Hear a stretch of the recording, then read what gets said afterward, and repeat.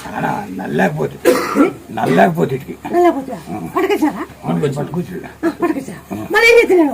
నీళ్ళు ఎత్తివి 2 పండ్లు ఎత్తివి తిన్నాను బాగా అయింది.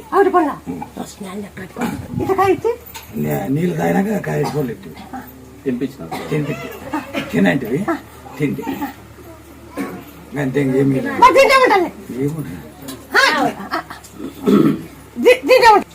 నీ మహిమ మాకు కనపడదు నీ మహిమ స్వామి. ఇప్పుడు బాగైందంటే నీ మహిమనే కదా. నీ చేతిలో వచ్చింది, నీ చేతిలో నుంచి మాకు వచ్చింది కదా.